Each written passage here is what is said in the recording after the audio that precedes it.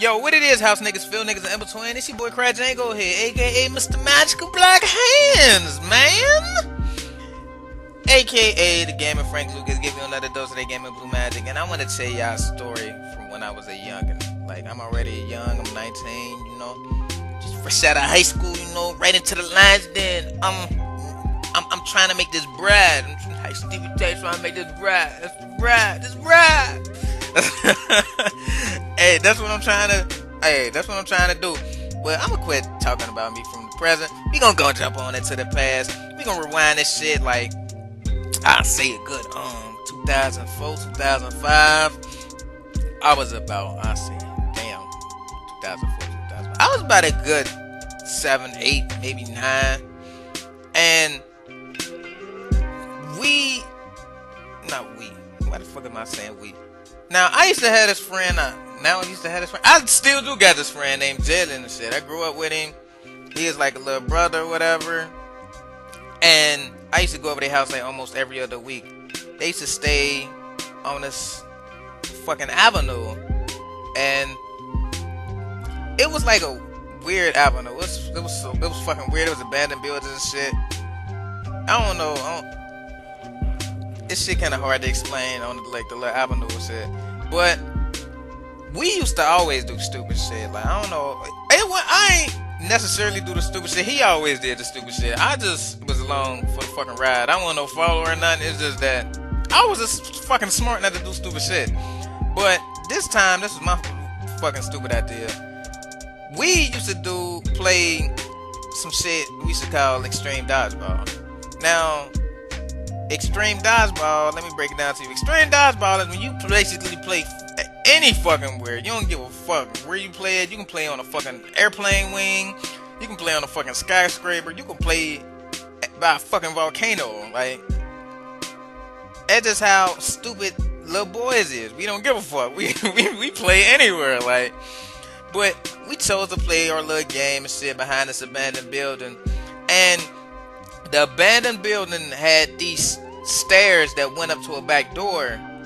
And I remember these fucking stairs. They was some black stairs and they didn't have no fucking banister. But at the top, that was the only place that had a fucking banister at. So we got a bunch of neighborhood kids and shit, you know, throwing dodgeball. You almost got me, nigga. You know how bad little motherfuckers is.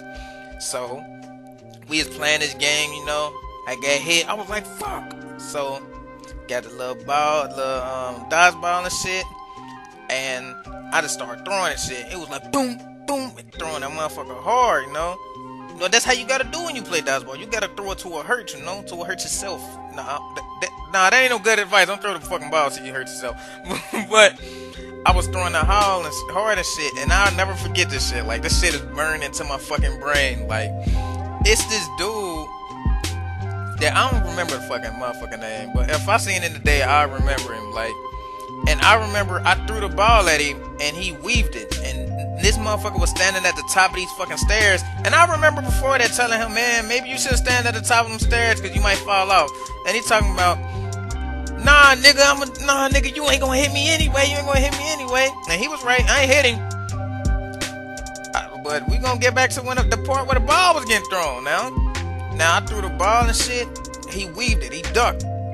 This motherfucker went under the banister that was at the top of the steps.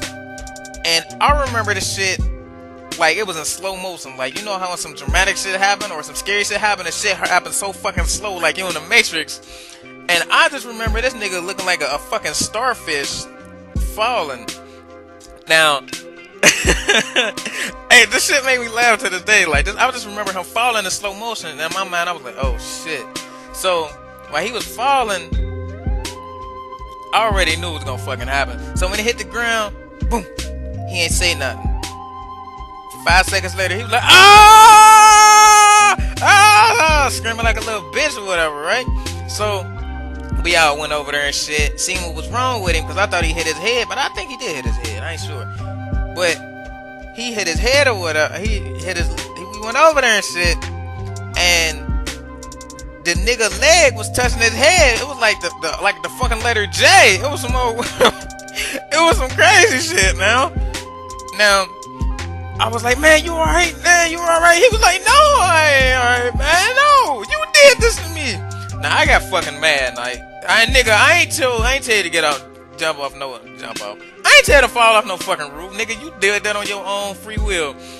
So I was mad and shit. And Jalen brother Paris, he was like, man, we gotta take him home. And we was and I just remember it was these big ass fences that we climbed over to play. And I remember we had to pick this nigga up and put him over the fence. Now, as we was putting this nigga over the fence, he kept talking shit, so I just threw him over the fucking fence. I ain't give a fuck. And then Paris was like, man, why you do that, nigga? I was like, man, fuck him. He blamed me for something I ain't even do. And to think about it, I don't blame. I somewhat blame myself, because that was somewhat my fault. That was somewhat my fault. If I went and threw it that direction, he wouldn't have fell off the fucking roof.